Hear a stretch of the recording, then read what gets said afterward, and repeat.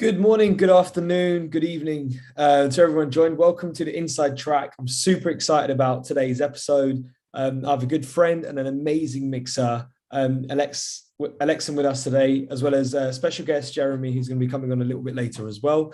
Alex, do you want to come on camera? There you go. Hey, Alex, how you Hi, doing? good. How are you? I'm very well, thank you. I'm super excited about today. As you know, we've been so excited to do this for a very long time. Um, and I can't wait to deep dive and jump into your process and how you work. But first of all, guys, I just want to say if you have any questions for Alex, and we're going to be showing you some stuff on Pro Tools as well a little bit later on. Any questions, please drop them into the Q&A, or if you're watching on socials, please drop them in on socials as well. We have amazing Avid staff around the world who will be monitoring social channels as well. So Alex, let's dive in. We've been waiting to do this for a very long time, so I'm super Yeah. excited. Today I want to dive into kind of more of your story, and obviously one thing that was great was that you study and you are also an engineer, and I want to kind of deep dive into that and how that happened. First of all, can we get a little bit of an intro from yourself? Yeah, sure. So I'm actually in my last semester, Berkeley Online, majoring in music composition for film, TV, and games. However, I love mixing and I decided to go into mixing. So I took a mixing class maybe a couple years ago, and I didn't maybe 2 to 3 years ago. I didn't really know what mixing was before then. I mean, I knew what it was, but I just didn't understand like the art of it, and I loved it so much. I never stopped mixing since that class. I've taken mix workshops. I love watching mix videos. I just love mixing.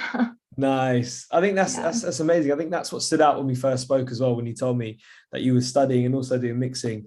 I think it's great. And mixing is one of those things, it's like you can fall in love with it. Like plug-in choices, hardware, it becomes such a hobby, I guess, but also a passion, right? And the language as well, as I like to say, like a really cool language that you get to speak with people, and tools like Pro Tools and interface and stuff, they all become part of the language that you could use in any country, any studio kind of thing. So it's really amazing. So we are definitely going to deep dive today into yourself and Jeremy's sessions, because once again, they were remarkable when you first told me about how you guys worked remotely and through the pandemic, which I think I'd love to share. First of all, I want to know about exactly, so audio engineering, there's a lot that audio engineering kind of under its umbrella, right? There's like tracking, there's mixing, there's mastering, there's so many different things, being an assistant. So for you as a mixer, I'd say, or engineer, what do you say that you started off kind of when you said you fell in love with it? What did you kind of start off with? Was it straight in the mixing side? Was it Yeah, tracking? so Was it straight into mixing. okay? Wow. And Yeah, yeah, and then was that kind of like more, like vocals on a 2-track thing, or was it just straight stems and you're just trying to straight mix? stems, multi-track. Yeah, so every week we would have an assignment to submit, and it would just be a mix. We would get the files in, mix it, Wow. submit it. We would give our classmates feedback and get feedback from the teacher, and I just became so fascinated with, I don't know, the process of mixing, and I just like, I don't know, I just love the feeling of like getting lost in a mix. It's like you Yeah. enter like your own little world kind of. Yeah, it's true. Yeah. And then how do you, as someone who loves mixing, this is quite a difficult question, but how do you know when a mix is done or finished? That's a tough one. It is, and That is I a love really tough one. I love hearing people's answers because it always varies. Some will Yeah, say, it's done when it's done, but I'd love to know how you think something would be done. I mean, you could go off what has already been released, right. kind of with Jeremy and stuff, but how do you know that was done? Would you kind of rely more on the artist, or would it be more kind of you think it's done?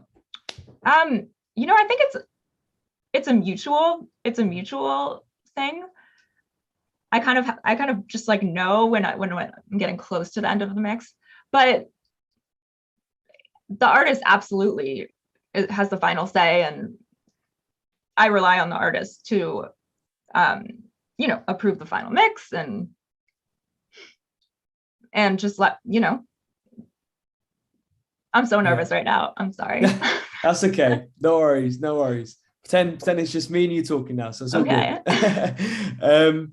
So that makes sense. I think it's more of a mutual thing for sure. I think it's more like, as long as the artist agrees with it, you agree with it, and then everyone kind of who's associated with that specific song agrees that it's finished. I guess that's finished. I mean, I've heard you get to I feel like I get to a point where you've balanced everything, mm-hmm.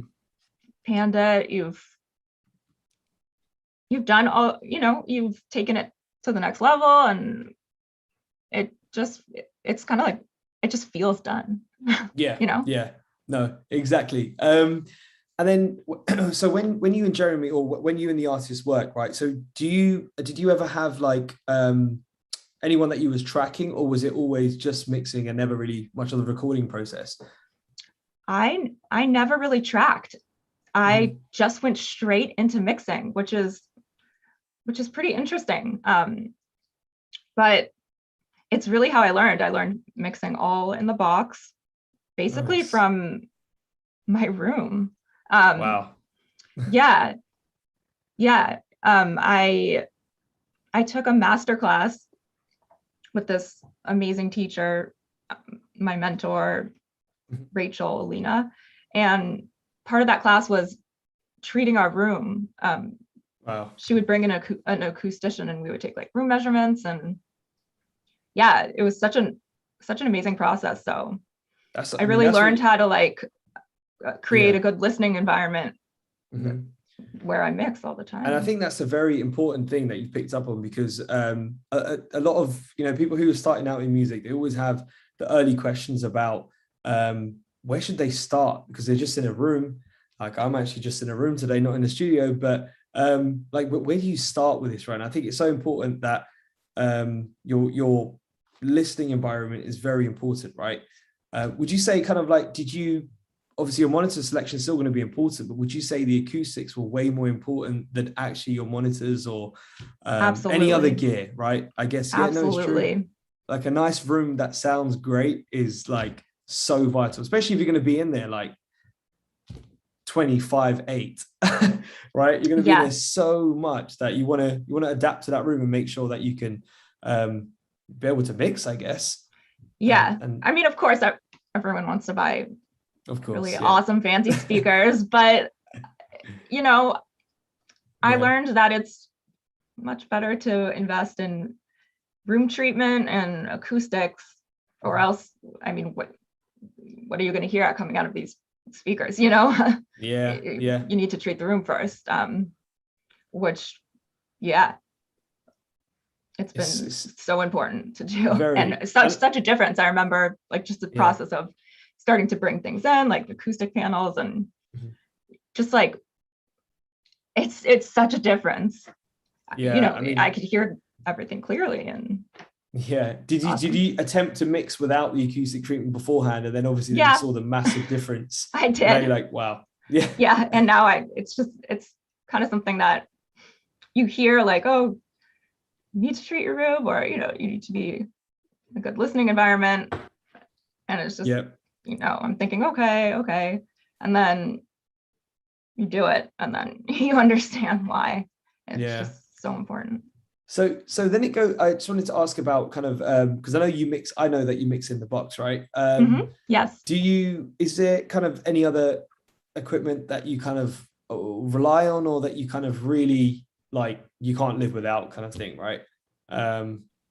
What would be your kind of top gear in the studio? Because your studio looks great from where we're seeing it. The colors, for me, it's important, right? Colors, I just feel like you need some lights and amazing colors. You need the vibe. So right, you gotta get the get the vibe going. Light strips going on. Exactly. But what is the kind of like, what other gear do you use? Because is it like, do you say your interface is like your most? My Apollo Twin. It's my most prized possession. Right. Yeah, it's my main piece of gear right now. I love it. I have my main monitors are Yamaha HS8s. Okay. And I have a pair of Dolly speakers powered through a Pioneer SX, I think 750, which is a great reference too. They just have really nice clarity. And then some Aventone mix cubes. Nice. Which And I was talking about 1,000 earlier. pair of headphones, Okay. earbuds, And everything. yeah. And what's your favorite pair of headphones? My ATH M50s, the Audio Technica. Nice. Yeah, they sound great. They're super comfortable. Also, the earbuds. Yeah. I mean, yeah, I just find it so important to check on those too, because that's what everybody's listening to. I mean, I was speaking to, actually, it's funny because I actually did a webinar this morning, but for the UK. And we were talking about obviously referencing and how important it is, right? But like I was saying, I was in a session about 3-4 months ago, and I was kind of watching this engineer do his thing, and he had audio movers running on his phone, but he was going into the kitchen, and I was thinking, what is this guy doing? Because he's mixing, and then he just runs away with his phone, and I'm like, hey, you just like, I do the same thing, same exact thing. I'll text myself, I have my Sonos speakers in the living room and like another Bluetooth speaker, so I can quickly, sometimes I'll just like loop the mix so it keeps playing. I can go out to the car, just check it in different places. And my house is pretty small, so I can in 2 seconds be in the living room, come back in here, just make sure it's translating well to different sets of speakers, headphones, and the car. And I mean, I think that's what was great about the songs that I had heard of yours, was that they just sounded perfect on everything that I played it on. Thank you. And that's why I was like, they sounded really, your mixes are clear, very clear. And I can't wait to deep dive into the session in a little while. But so how important is kind of like, referencing when you're mixing? Because obviously, I mean, everyone says it's very important, but I mean, I'd love to hear it from you and see what you think as well. Do you have absolutely to yeah. I mean, I don't have to, but I would always prefer to. I can't see a reason why I wouldn't. I'm always bringing tracks into my Pro Tools session, so I could reference within the session quickly back and forth, just to make sure I'm, I want the songs that I'm mixing to stand up to what's being released. And it's very helpful to get some reference tracks from the artist if they have some, but if not, I'll just choose some that I think are a good, starting off point. No, I think that's spot on. Good for keeping perspective too. Oh yeah, no, for sure, right? And even like monitor selection and having various different speakers, like you've got the Avantones, you've got kind of you've got your main speakers and stuff as well. Just having them around so you can switch between, I guess, is so important for you as well. So again, you can translate well on different things, as well as obviously the mobile phone. Listening on the iPhone speaker too. Exactly, because everyone uses that these days. So which is awesome. So I think that's great. I love talking about your process. It's amazing, and everything you use. I think it's time for us to maybe bring on Jeremy, and then we can have a chat about Jeremy. So guys, I'd like to welcome you to our special guest, Jeremy Costa, all the way from Australia. Jeremy, did you want to come on the camera? There you go. Hey, Jeremy. First of all, thank you so much for joining us, man. Honestly, it's really early for you, or late, as you said. Well, the sun's coming up behind me, so it's very early. Yeah, I'm in Sydney, Australia. Thanks for having me. It's a real pleasure to be here. It's awesome, man. I mean, I'm so excited to kind of deep dive into your guys' process together as well. So Jeremy is an amazing artist, singer, songwriter, who's been working with Alexann for around, do you say about a year or two? I'd say about a year and a half. A year and a half. Yeah. And you guys have created an amazing bond through music, and I just can't wait to share the vision that you guys initially had. So do you want to maybe give an introduction to yourself, Jeremy, and how you met Alex and stuff as well? Yeah, I met Alex through a mutual friend, her mentor, Rachel Alina. She's an amazing mix engineer that I met years ago. And we've actually, she and I also worked together as well. And she was putting together, well, she had put together this mixed class, and she asked me to just, deliver some of my songs to the students, just so they have an opportunity to mix some songs and get some, real world experience, with the idea that any selected track, if it sounded great, then I could actually release it. It was a great opportunity to work with, new mix engineers, new up and coming artists within in their own right. And it gave me a really good little window into seeing, how different perspectives can change your song instantly.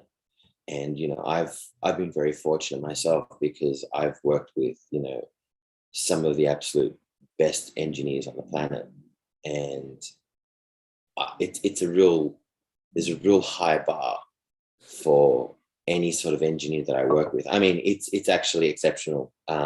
Like the last engineer that I worked with, I mean, probably one of the best engineers on the planet is a man named Henry Hirsch. Mm-hmm. And he was Lenny Kravitz's engineer for the majority of Lenny's career. And I started working with him, and we recorded a whole heap of music together. And then obviously the pandemic happened and all these sorts of things. And whereas Henry was all about analog, he loved richness in actual tape and recording in that aspect.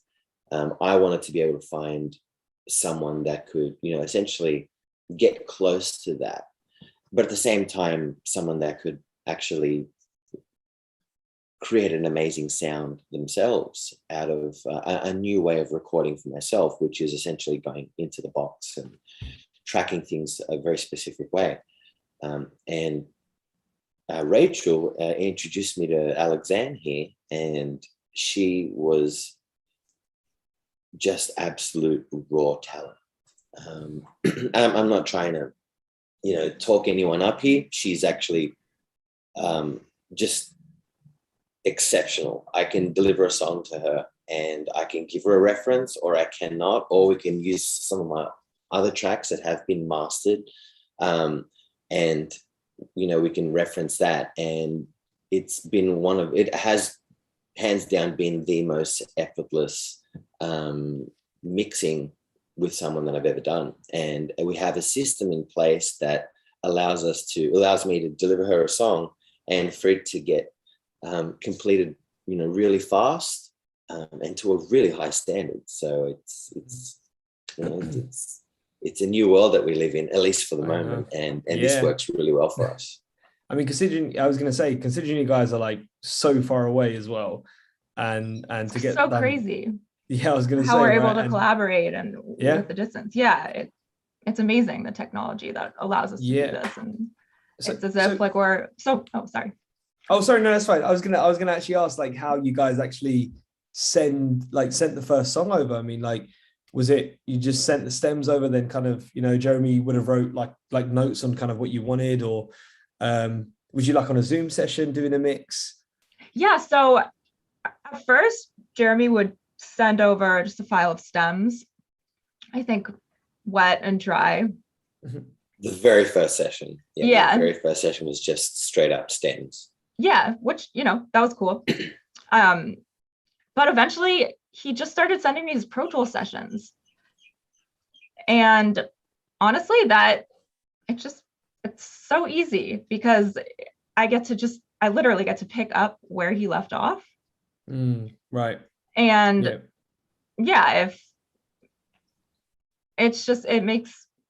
Jeremy needs to edit something, I'll just send him over the session. He'll make his edit, send it back, which rarely happens, but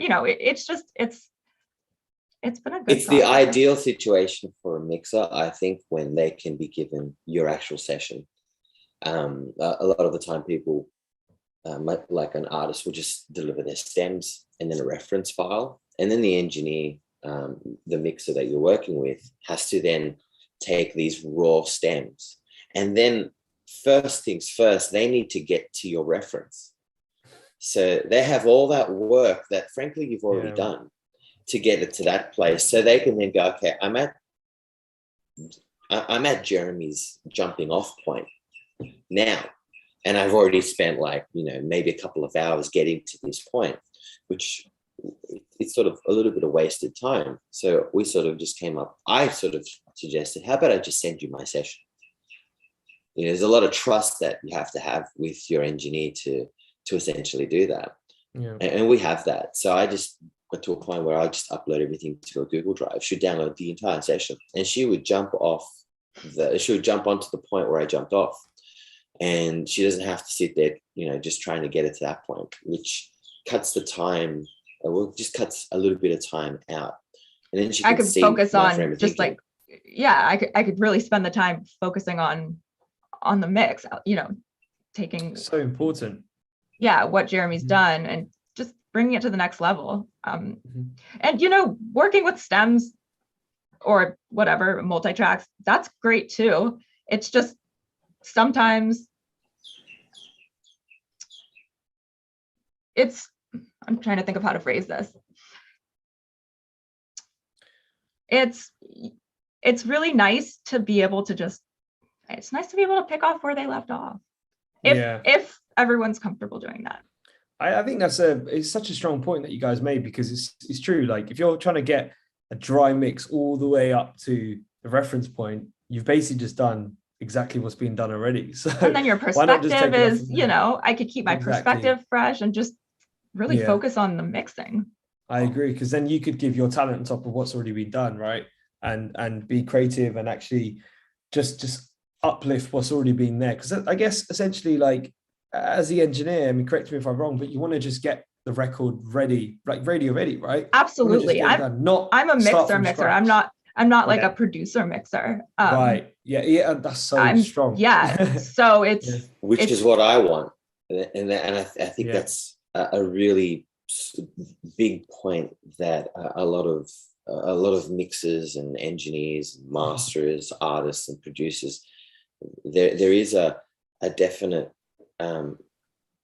you want specific people for specific tasks. And that's exactly what I wanted. I wanted a mixer. I wanted someone that I could deliver my song to and they would mix it. I didn't want a jack of all trades. There are many out there that are masters at every single different aspect of the craft, and my hat goes out to them.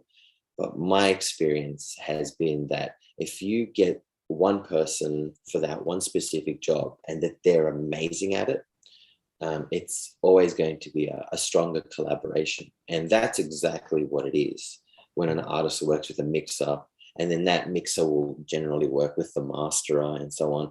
It's a collaboration between a group of people, and no one creates. I haven't seen it. I haven't seen any one person create something that's amazing and it just be them. There's always a team involved to some degree. And that's what Alexann and I have, and and with Rachel and Alina as well. And everyone who works on the project adds something huge to it. And that's why Alexann and I work so well together, because I essentially produce a song and I send it to her, and she turns it from what is a constructed piece. She hears my intention, we speak about it, and then she takes it to that next level. She makes it something that can be released. And mostly because I don't want to, that's really what it comes down to. I don't want to have to mix a full song and master it. I want to be working on the next song. I want to hand it off to someone that is going to go, okay, cool, I see what you're saying. I need to fix certain things, or I need to, reinforce certain ideas that are here, and then get it out.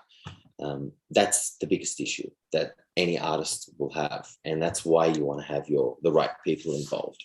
I think that's so important. I mean, again, I was saying this morning, actually, it's like, for me, I use this word so much, but it's like an engine. Like, it is so cool. Even in person, I've seen like sessions where the producer's making the beat in his headphones, but the artist and the engineer already recording the next track, and then they're finishing that off, and then this beat is going back over there. And it's just like a loop, and they're just getting songs done.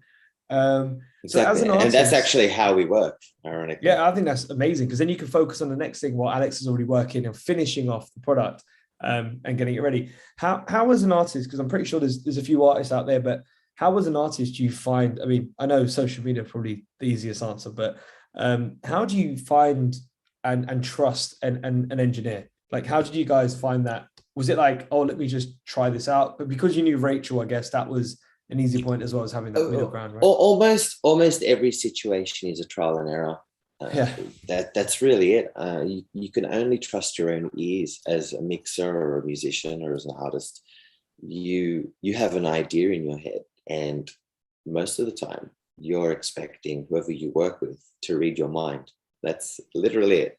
You say, this is the song that I'm delivering to you, and I want it to sound like this, but I also want it to sound like chocolate pancakes. And you know what I mean? You just say crazy stuff, and you expect the other person to understand.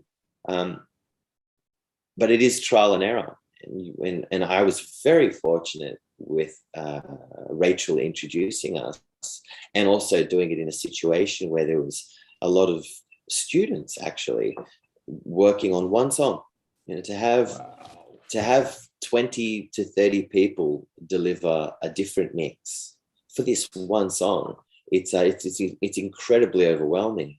But at the same time, it's an amazing opportunity to just go, wow, that's the one. Like, this person right here just gets me. Like, I don't even know who this person is, and they have just completely, they're just doing exactly what I want.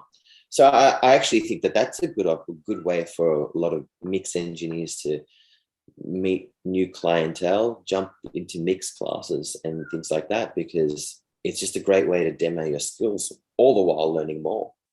That's what worked for us. And now Alexann and I have completed about 25 songs within a year and a half. And the way we do it is she's always, I think you're always working on about 2 songs at the same time, Alexann. Is that about right? Yeah. Wow. Like 2 or 3. While she's on those, I'm getting the next one or 2 ready, and she gets to sort of shift between them, keep her perspective fresh, and she's like constantly working on them. It's a phenomenal situation to be in. That's so cool. I mean, when you guys do a live show eventually and get to meet, please make sure you invite me there as well, because I can't wait to hear all these songs. Wherever it's going to be. All right, guys. So that's awesome. I'm so glad you guys got to share that, because it's so important, especially after what everyone's gone through.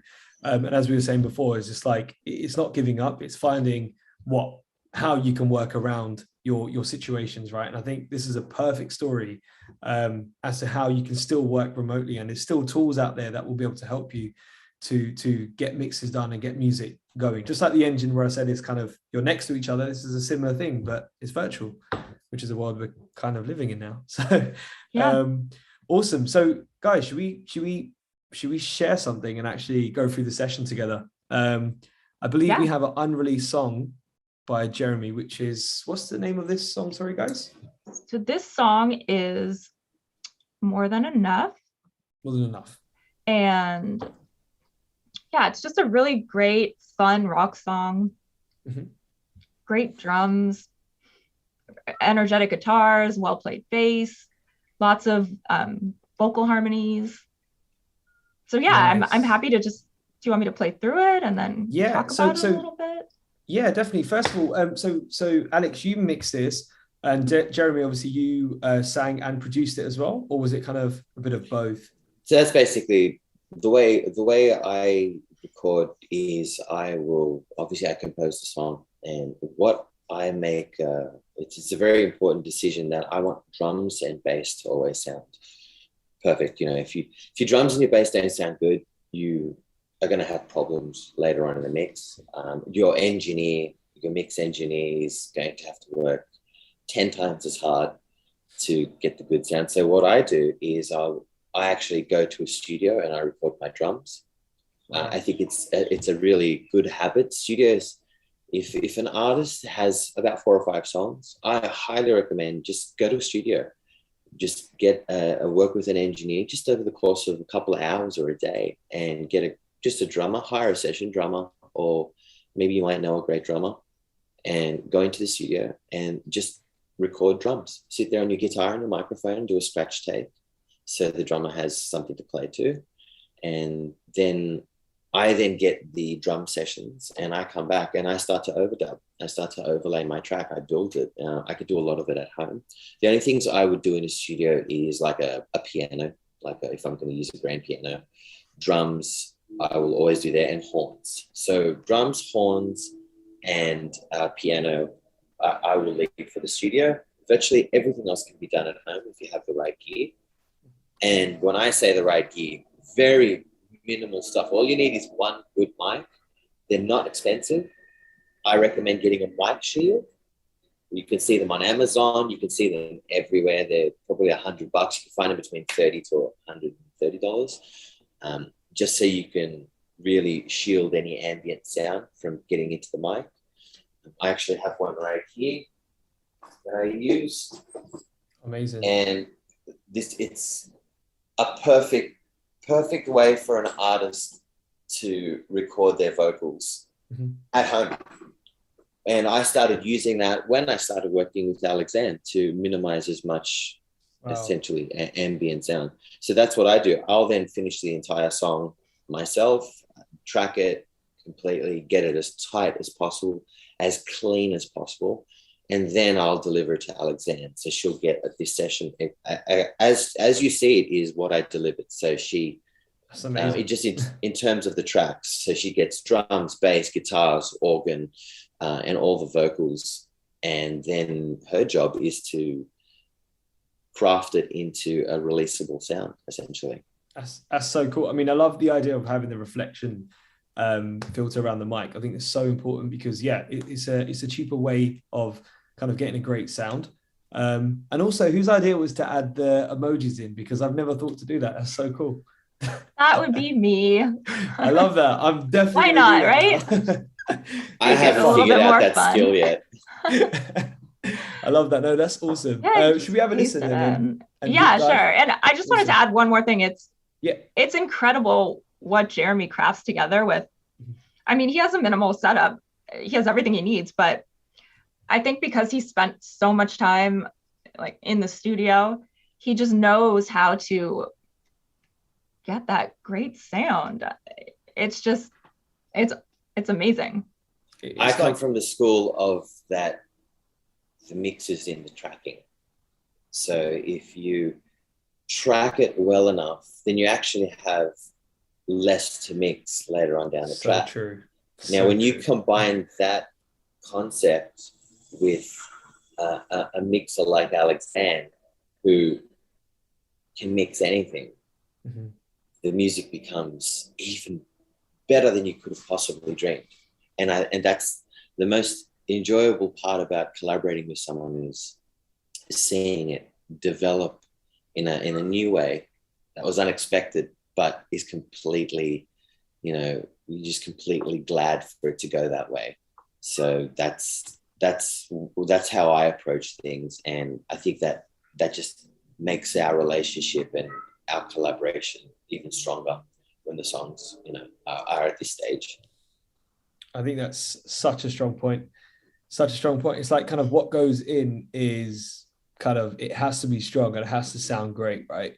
But again, you could have a simple setup, right? You don't have to have some crazy stuff. You can definitely have a simple setup. These days, you need a laptop, Pro Tools, an interface, and a mic, reflection filter. I have nothing. Headphones. I literally have nothing going on here. I have a simple interface with a preamp.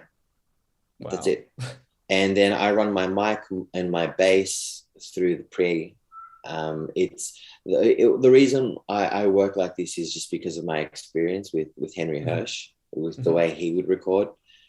He, as I mentioned, he's an absolute genius, or definitely one of the most underrated engineers on the planet. Yeah. And he would explain to me that what goes in is the most important thing. If the performance isn't good, then the recording is not going to be good. Mhm. And we were sitting there just working on tape, analog gear, you know, Wow. and we created some of the greatest sounds I'll ever record. But I learned the valuable lesson that you don't need to have all the gear on the planet. As a matter of fact, all you need is one good preamp and a good mic, and then good habits. Make certain you can record with as much control as possible. And I'm never going to have that control with drums in a house or anything like that. So I go to a studio and I make certain that that's sorted out. Vocals I can control here. Guitars I can control. Everything else I can control.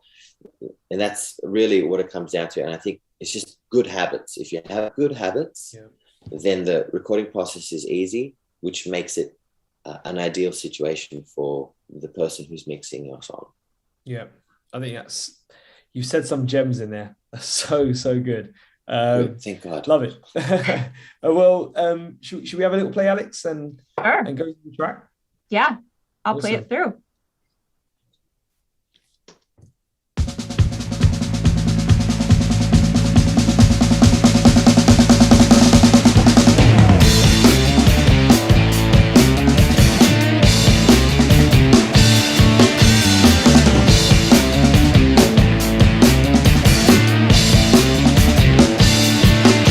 Lying next to you, you really got me going with all these good times. Oh baby, give me some more. I keep losing sleep. I'm always thinking about love. You're like a drug to me. Oh baby, give me some more. 'Cause if you give me nothing but your loving, I'd have more than enough, and I know I'll be running for your loving, 'cause you're all that I want. Losing you, it never enters a thought. There ain't no bad times, there's only a love. You're like the summertime, you're always keeping me warm. I owe a debt to you, 'cause you gave me your heart. Oh, 'cause if you give me nothing but your loving, I have more than enough, and I know I'll be running for your loving, 'cause you're all that I want, all my love. Give me nothing but your loving, I have more than enough, and I know I'll be running for your loving, 'cause you're all that I want. I'll be giving you my love. You're gonna know louder than the sun will blow. Round and round and high and low, we're gonna go. Light it up and let it blow.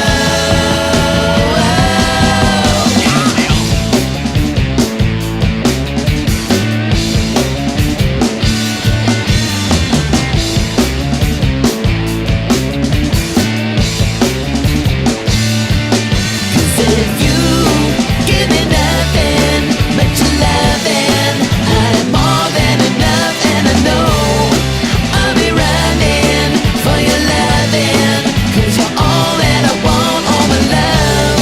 Give me nothing but your loving, I have more than enough, and I know I'll be running for your loving, 'cause you're all that I want.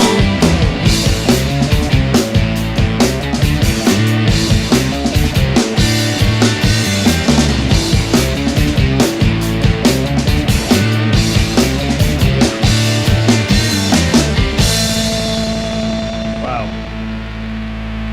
That sounds so polished. The drums are just so nice. The drums are amazing. Well, good work, guys. That sounded great. Thank you. Thank you. Yeah, we've got tons of questions coming in. So, I mean, first of all, I want to ask about kind of your layout, Alex, right? Sure. So how have you kind of, if you can just talk through maybe your buses, folders, and just how you laid this out. And again, the emojis look so cool. So I'm going to leave that one out there. Absolutely. Yeah, keep it fun. There you go. But honestly, it actually has a little bit of a function other than being fun. Okay. It's just like I can quickly see like, okay, there's a guitar. You know, it's just like another visual clue for me. I don't know. It's like highlighting something. It's a great tip. Efficiency is so key, and the little things, that little extra second you get back, it adds a little bit more time, right? So if you just see it's a guitar, it's a guitar. Yeah. So I just closed all my folder tracks, which I love the folder tracks addition to Pro Tools. It's just so great to be able to like close everything up, and then I can open it up, and I don't know, it just really helps. Like it helps stay organized. Mm-hmm. Yeah. So I have my beat bus, which is, I'll open it. I have drums routed there. All the drums go to a drum bus, which then go to the beat bus. Wow. And then I have my bass bus. The bass goes to the bass bus, which also goes to the beat bus. And I do that because sometimes, I'm not doing it here, but sometimes I like to process the drums and bass together via their bus, whether it be a little compression or whatever. If you want like a little extra glue there, it's just nice to be able to quickly, like, I just want to hear the beat, the drums and the bass. Mm-hmm. And everything gets routed to the 2 bus, which is my stereo bus, which is then routed to the 2 mix, which is a stereo audio track that I could print the mix to. And the reason I do that, another wonderful thing I picked up from my amazing mentor, teacher, Rachel, is you could just quickly go through your playlists of like, okay, what did I do 5 passes ago or 2 passes ago, and it's all there. And I could also bring in reference tracks. And so all the processing, all the stereo bus processing goes here. So my master fader, I just have a WLM meter. Mm-hmm. And I don't use the EQ, but I sometimes use it for like a visual meter. Oh, nice. So back to the drums and bass. So it's great to see that you're using it's great to see that you're using the folders as kind of essentially a bus. Absolutely. Again, it's so cool that folders are in there, so you can actually do that, right? It's so amazing. Yeah. Because sometimes a big session can get very overwhelming. Very overwhelming. Yeah. With Jeremy's tracks, it's he's really good about just giving me, there's not hundreds of tracks, which is fine, but it just, sometimes simplifying helps me stay on track. And also, I could literally just press solo. I can hear the, drums and bass. It's so great. I'm so happy about the folder tracks. I know, yeah. It's just an easier workflow, right? Yeah. But yeah, no, I see that the drums look really interesting and sounded fantastic. And I wanted to just maybe ask you if you could maybe show us kind of what you did with the drums and what was on there initially, because I know, Jeremy, you said you would have recorded them externally, right, in another studio. So so the drums would have, or what I try to do when I deliver drums is, again, have them recorded well and isolated the way that I want. So I try to give them with a certain amount of dryness to them. Yeah. And I find that actually works a lot better when we're all working in the box. If I try to give drums that have too much of a room sound, then we lose some options off the table. And obviously Pro Tools has some pretty incredible plugins that can allow you to replicate certain sounds. It's not always the case. Sometimes I just want drums to have a certain sound to them. But these ones are a little bit of a mix between live and dry, mostly because I wanted Alexann to have control and to be able to craft the drum sound that we wanted. the main goal was to just supply her drums that have enough headroom that she can then hear the coloration of the drums, and then bring it out. You know, if you record drums too loud, you make it really tough for the mix engineer, because there's only so much boosting they could do to the drums. There's only so much girth they can give, only so much fatness they could enhance in it. So that's my job there. I will deliver her drums that just have the sound that I want, but with headroom. Then Alexann takes it from there. And I could even play you just a few seconds of the drums without any processing, so you could hear, you know, how they sound tracked, and then I'll enable the plugins. Yes, please. Would that be good? Yeah, that'd be awesome. Yeah, I'd love sure. to hear that Okay. out.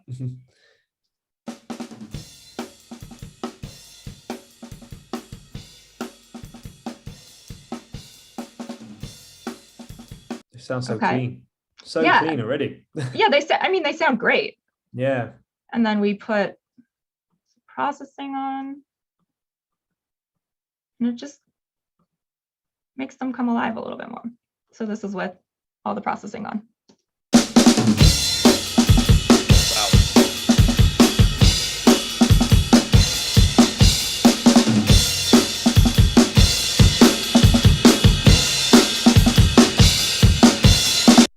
And you'll see at the end. Yeah, it sounds full. Yeah. I love drums. I love mixing drums, and especially live recorded drums. I think it's my favorite thing to mix. It's just that there's nothing like real drums. Yeah, it sounds great. Sounds really, really good. And so on the vocals, maybe we can talk about the vocal changes a little bit as well. Sure. The vocals sounded great, and I know you have a specific reverb which you like to use. I do. I didn't tell you to say this, but the reverb is my favorite reverb. You can ask anyone who knows me. Is Deverb, and I have every single reverb plugin ever made. Not every single, but I love how Deverb sounds. Yeah. I think it just sounds great, and it just sounds great on Jeremy's stuff. It just sounds really good. Yeah, it's simple. It works. I think that's the best thing, right? There's no coloration to it. Yeah, that's the biggest thing that I discovered with Deverb, working with Alexann, is there's just no coloration. It's very, very simple, but so's some of the best gear on the planet. They have a specific job to do, and they do it. And Deverb's actually really fantastic. But most of the time when I use it, it's just to quickly get the sound, and I throw it on there just to quickly get the ambient sound that I want. And then Alexann goes ahead and goes, well, you've gotten the sound. It's exactly what you want. I'll try to take it off the track and, send it to a reverb bus, because why not, But in the end, it usually sounds better as Jeremy put the reverb on at 10-11%, and multiple instances of deverb too. Wow. And it's like a conscious decision to do this, because it sounds better. I just think it sounds better in this situation. So, I know we tend to use plugins a little bit like they're an effect in almost like a guitar setup, like when you have your guitar pedals. Alexann always has a very specific way to do something, and sometimes she'll mention to me, she'll be like, this is cool, I could just make like a reverb bus though. And then she'll listen to maybe when I was just quickly throwing the track down, and I've thrown reverb on all these vocals or all these guitars at the same time, and the way they hit the bus just works differently as opposed to if it was just reverb on the bus on its own. And these are things that she's figured out over time that have definitely crafted specific sounds to what we do. Yeah. I think it's just so amazing to see a partnership between an artist and an engineer. I'm still amazed by it, because it's a true partnership rather than kind of just send something, get it done. You guys are creating sound, and that is so special. So Alex, is this your vocal chain, I'm guessing? So this is the vocal chain that I have on the lead. On the lead verse. just on the lead verse audio Oh track. yeah. And Okay. you want me to quickly just kind of go Yeah, if through we it could a have little a bit? yeah, please do. Yeah. Or do you want to ask me questions about it? I'd love to have a listen, maybe solo of the vocal. Can we have a Sure. listen solo of the vocal? Yeah. Solo.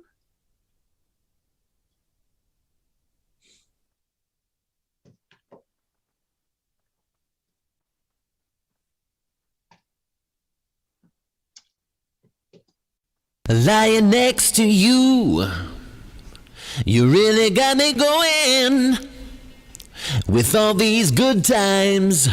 Oh, baby, give me some more. I keep losing sleep. I'm always thinking about love. You're like a drug to me. Oh, baby, give me some more.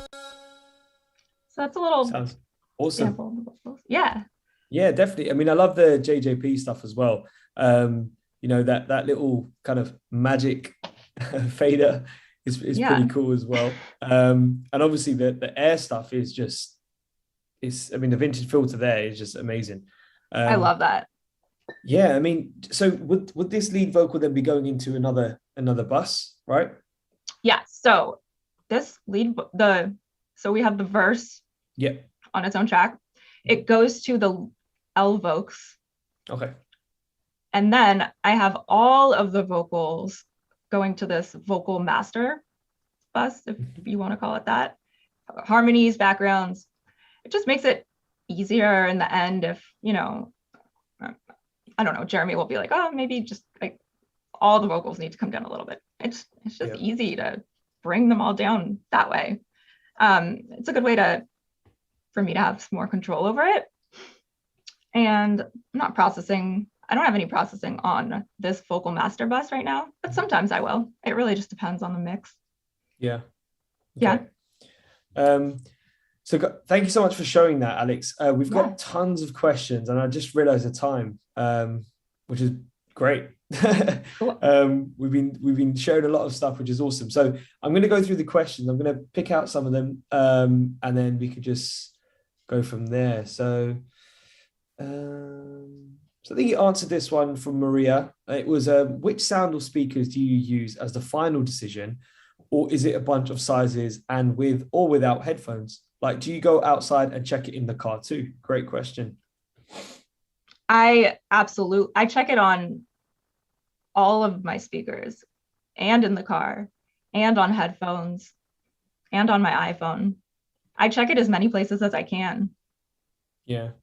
I think that's the best thing, right? Is the more the better, because these days am I answering that correctly? I think, yeah, that's perfect. Yeah. Okay. What is your final decision? Like, would you say your main studio monitors would be your final, or your headphones, or your kind of? Really, it's it's all of them at the end, at like the final stage, because for me, it needs to sound good on everything. You know, I want the mix to translate well, whether someone's listening on their iPhone speaker, headphones, earbuds, their car. So I mean, I guess I use my Yamaha HS8s as my main speakers throughout the mix most of the time, but I'm often switching back and forth between my 3 sets and headphones. Which definitely makes sense, right? Because like I was saying, it's just like everyone has these days everything. So you want to make sure it works and sounds great on everything. I remember hearing it wasn't even hearing, actually. I was there, and one of my friends had a really old kind of like, you know, old cassette kind of things, but it had an aux cable in there, and he kept plugging it in, plugging it out. And I was like, what are you doing, man? He's like, look, man, some people still have these in their houses. I was like, you're right. I think we have one in our house, so I'm going to take it. So it's true. There's no kind of right answer to that, right? It could be anything, which is awesome. So another question from William is, what method do you use for replacing or adding drum samples such as a snare? I usually don't replace drum samples on Jeremy's mixes. The drums come in sounding great. Occasionally I'll use trigger. Oh yeah. Yeah. But also what I'll do is Jeremy will record like a few crash hits at the end and some snares. So I'll have some samples from within that recording in case I need to go in and replace it. Which is a great habit if you're tracking some drums at the end of that session, or at least before the mics get changed position. I always recommend any artist to get the drummer just to give, a snare sound, a couple of different snare sounds that probably would have been performed over the song, crashes, kicks, just things like that, just to give the mixer a couple of options if they're needed, because you don't necessarily know what that mix is going to sound like until you're working on it. And you don't necessarily know what those drums sound like after they've been tracked. So you want to have those things there so the mixer can then, if they need to replace something, they actually have those drums, especially if the drums have been recorded well. There's so true. Nothing worse than sort of getting into a mix and being like, oh my God, that snare in that one section sounds terrible, because maybe the drummer was just hitting the rim of the snare a bit too much or whatever, or she just crashed a little too hard. So we try to have those options so Alexann can just have those available. And sometimes she might find it. Sorry, you go. Sometimes I'll use some drums from, I don't know, previous Jeremy session, or he recorded a lot of drums at Waterfront Studios, and which the drums sound amazing. So I've kind of made a few samples for myself. Sometimes I'll add them in, but most of the time I don't. I just like to work with the drums that I have in it. Yeah. It has a really great sound. I think it's amazing when you have options that sometimes you just don't use them because you're in the new mix. And that's what I find happens with Alexann often. She'll just end up falling into the current mix, and rarely is there a sample having to be used. I think it's awesome that you'd have, I never even thought of that, but to get the drummer to record kind of hits on their own, I guess, like one shots, and send them over, because you're right, because you never know if one snare's out, at least you can just replace it with this one shot. That's so true. We've got a little, we'll run over a little bit. I know we're going to go over time, but a few more questions I'll grab out. So Alex, have you ever done any mixing for film scoring, or has it just been kind of music and gaming? And thank you for sharing your experience. That's from Atara. Oh, yeah. So I just mix songs. I mean, when I'm doing a little film scoring, I'll mix as I go when I'm doing that. Before I really got into it, I thought, okay, this will be cool if I learn how to compose for film. Mm-hmm. I'll get to mix it at the end. I'll always have something to mix. But that's just not the way it happens for me, at least. Yeah. No, that's fair enough. And then someone said, this is a great webinar, very informative and compelling. So great stuff. And then Atara also asked, what is your experience with mixing live instruments as compared to synths in the studio? Which do you prefer and why? And Alex, you used to have some synths before, I believe, right? Or am I wrong? Yeah, I have some Moog. Yeah. I have a Sub 37 and I have some stuff. I love both, honestly. I prefer I like a good combo also. Mm-hmm. I think it's kind of, it really is dependent, I guess, depends. right? Yeah. Bit of a mixture. So this is a good question. Is there any differences for mixing for vinyl records / distribution?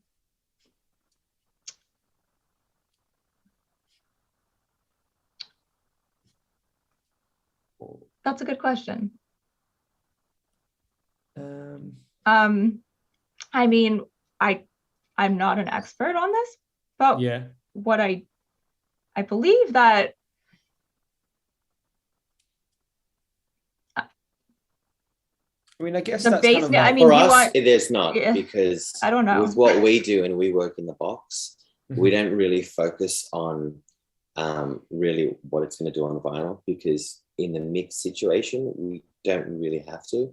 Generally, when we give our mixes to a person who's mastering it, then they will supply us with a vinyl master and then a distribution master. So there's really only two types. We generally don't worry about it. And from my experience with working on analog gear with with Henry, it was basically the same situation. It was like, we just do the mix, we get the song finished, and then it's at mastering stage where they figure out how to get it onto vinyl. And that's our job. My job specifically is to just deliver a song to Alexann. Her job is to just make it sound amazing digitally, essentially. Then whatever platform it goes on, we then hand it over to someone who will master it for that platform. Oh, that's a well said, Jeremy. Yeah, very good point. So the last one, Alex, that I'm going to ask is there parallel compression on the drums?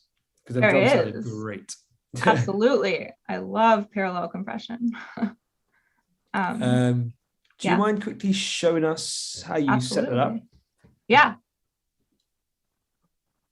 So from the drum bus, I'm sending pre-fader to my parallel track, which is here. Yep. And I just have a bunch of compressors that are hitting pretty hard. I'm happy to solo it if you want to hear on and off for a second. Yeah, I'd love to. Yeah. Okay, cool.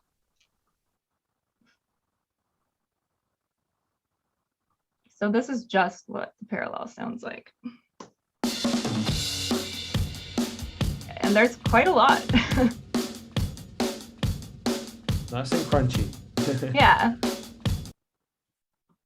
Nice. Drums without the parallel. All together. Wow. Yeah. That's very, very, very thick and full. Thank Definitely you. adds depth. Awesome. Well, we have gone over time. There was tons of questions, but we've got a bit over. So yeah, I mean, guys, I just want to say a massive thank you. Alex, you did so well. Jeremy, absolutely awesome. And I know it's so early there, so we really do appreciate your time. Alex, once again, thank you so much. I'm so glad you got to share your process.